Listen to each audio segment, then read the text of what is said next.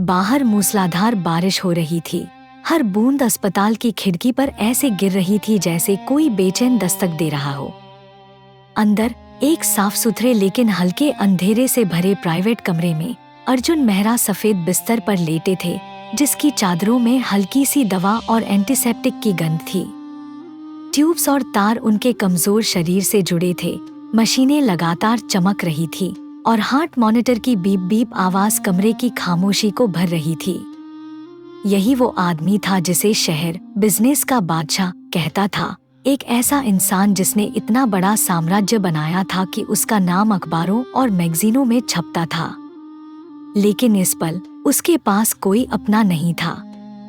Doctor जो 50 की उम्र का था और जिसकी आंखों ने ऐसे अकेले मरीज कई देखे थे, बिस्तर के पास खड़े होकर धीमी लेकिन सख्त आवाज में बोले, श्री मेहरा, आपके पास दुनिया का सारा पैसा है, लेकिन क्या आपके पास वो है जो सबसे जरूरी है? यह सवाल हवा में फैसले की तरह लटक गया और अर्जुन के दिल को किसी भी बीमारी से ज्यादा गहराई से चीर गया। उनका दिमाग, जो हमेशा कॉन्ट्रैक्ट्स और नंबरों से भरा रहता था, अब अतीत की यादों से भर गया। एक ऐसी जिंदगी के टुकड़े जो उन्होंने दौलत के पीछे भागते भागते खो दिए थे। उन्हें वो शुरुआती दिन याद आए जब वे और संध्या एक छोटे से फ्लैट में रहते थे और बड़े सपने देखते थे। तब उनकी महत्वाकांक्षाएं सही लगती थी। बस कुछ साल मेहनत कर लूं, वो कहते, फिर हमारे पास सब कुछ होगा। लेकिन कुछ साल धीरे धीरे दशकों में बदल गए। वो हमेशा बिजनेस में डूबे रहते, मीटिंग्स, यात्राएं, डील्स। घर से सुबह सूरज निकलने से पहले निकलते और देर रात लौटते।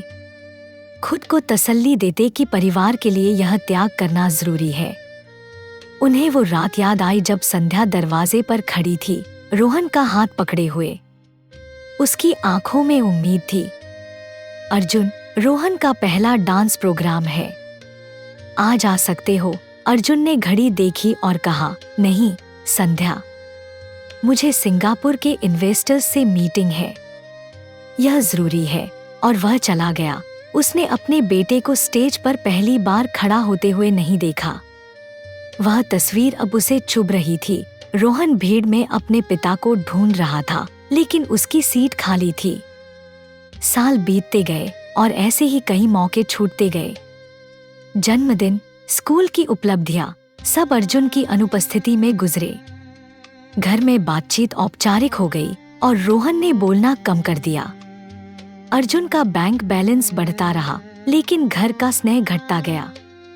महलनुमा घर, महंगी कारें, क्लब में मेंबरशिप, सब कुछ था, पर डाइनिंग टेबल पर खाने के वक्त सन्नाटा होता था। वो सोचते, एक दिन भरपाई कर दूंगा, लेकिन वो एक दिन कभी नहीं आया। अब अस्पताल के उस बिस्तर पर बारिश की आवाज सुनते हुए अर्जुन को हर वो पल याद आ रहा था जिसे उसने पैसों के लिए बेच दिया था। कांपते हाथों से उसने फोन उठाया और संध्या को कॉल किया। फोन 2 बार बजा और फिर उसने उठाया।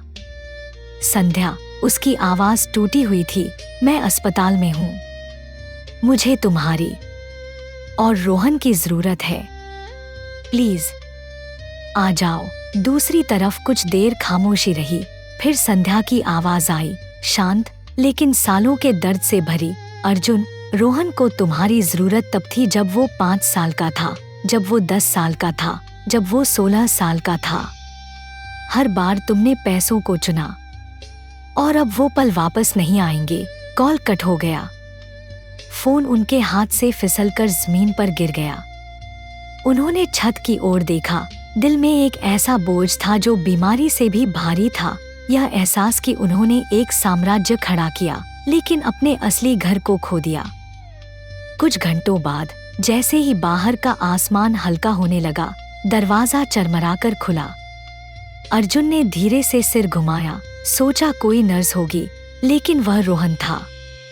अब जवान हो चुका था, चेहरे पर हल्की दाढ़ी, आंखों में झिझक लेकिन नरमी भी। पापा, उसने कहा, मैं आया हूँ। अर्जुन की आंखों में आंसू भर आए।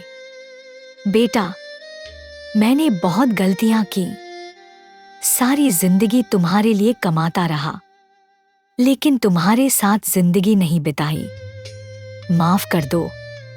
रोहन ने उनका ठंडा हाथ अपने हाथों में ले लिया और बोला, पापा, मैं आपके पैसों के लिए नहीं आया।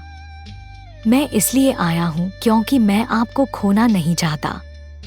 लेकिन वादा करो, अगर आप ठीक हो गए तो हमारे साथ रहोगे। सिर्फ घर में नहीं, हमारे साथ वक्त बिताओगे। अर्जुन ने सिर हिलाया, आंसू गालों पर बहते हुए। उस नर्म, बारिश भरी सुबह में उन्होंने आखिरकार समझ लिया कि असली दौलत गाड़ियों और बैंक बैलेंस में नहीं है, वो है अपनों का साथ, उनके साथ बिताए पल, उनका प्यार। पैसा फिर कमाया जा सकता है, लेकिन खोया हुआ समय कभी वापस नहीं आता। और सालों बाद पहली बार अर्जुन ने खुद को सच में अमीर महसूस किया।